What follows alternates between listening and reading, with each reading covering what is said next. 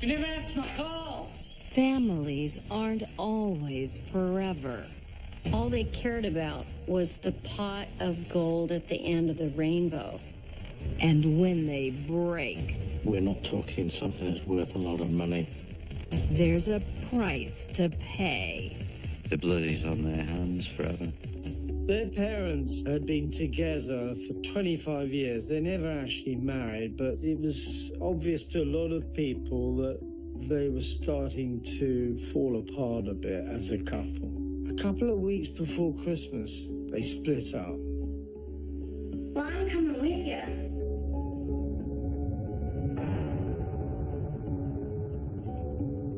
Else.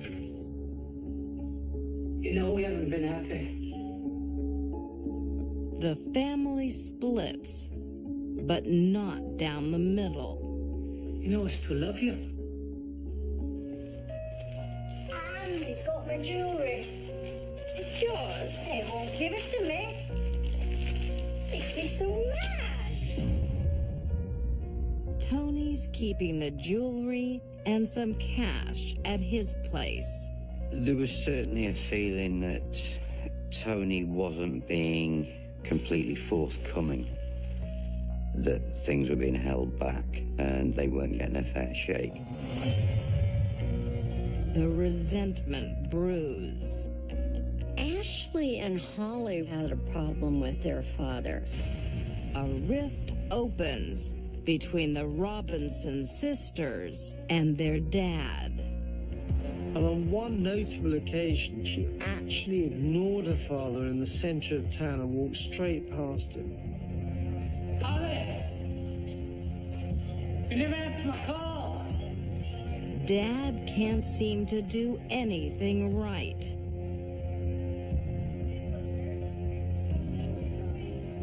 That's your dad. He means nothing to me.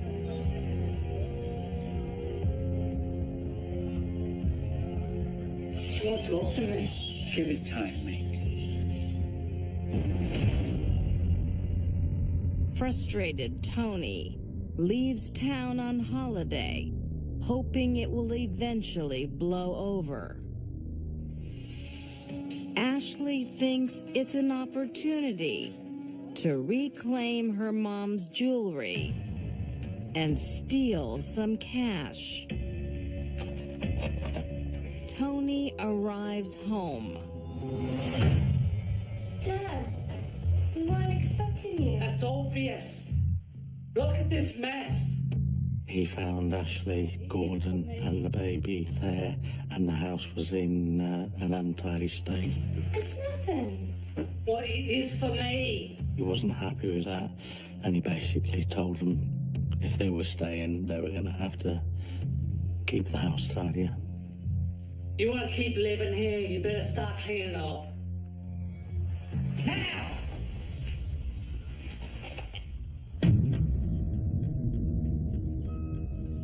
Tony tries to make peace, though he's suspicious of his daughter's motives. He also found that the safe, which was in an open wardrobe in his bedroom, had been moved as if someone's tried to move it, which he was quite surprised and annoyed at. Tony fears something's wrong. But little does he know what his daughters are really up to. In Colwyn Bay, on the North Wales coast. I'm going to the pub. When I get back, expect the place to be tidied up. I mean it. I heard you. There is trouble brewing. The Robinson family is torn apart. His space had been invaded. I've been working really hard, you know. He was going out a little bit more most evenings, so just to find his own space. There was a feeling of vengeance in the air. They hated their father suddenly, and they wanted to get their own back on him. Tony has 900 English pounds and some jewelry in a safe. The girls want it all. Gordon contacts Sasha by text and says, need some male help. He goes tonight. That's pretty clear what's going to happen. Tonight won't be a robbery. The girls no longer care about what's in the safe. Yes, it's got it! About that. Tony provided for Ashley and Holly in his will, but they weren't willing to wait for him to pass of natural causes. Oh dear, I gotta leave. I'll talk to you tomorrow. When he came home, he was drunk, but he wasn't paralytic or anything like that. Hey, Dad. Ashley, I'm not putting up with this mess. I'll clean up tomorrow. No, it's too late. I'll go rid of your mum. And you can go as well if you don't buck up. I'm going to bed. Tony went to bed as normal, obviously none the wiser that there was anything afoot.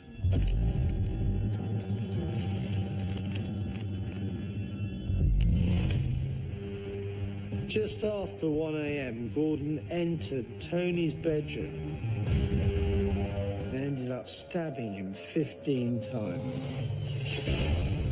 One of the wounds actually went through the top of the shoulder and came out his back.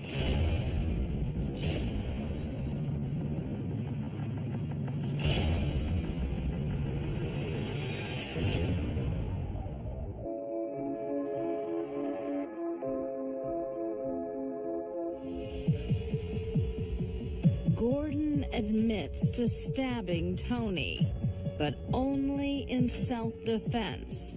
The trouble is, the evidence doesn't support the story.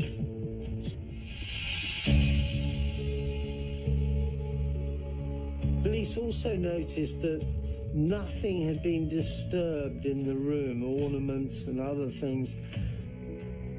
Of course,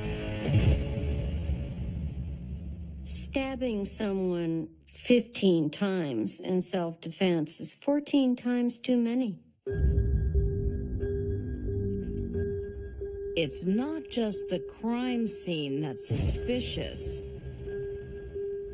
The killers leave a digital trail. Like most teenage killers, they didn't think everything through. All they cared about was the pot of gold at the end of the rainbow.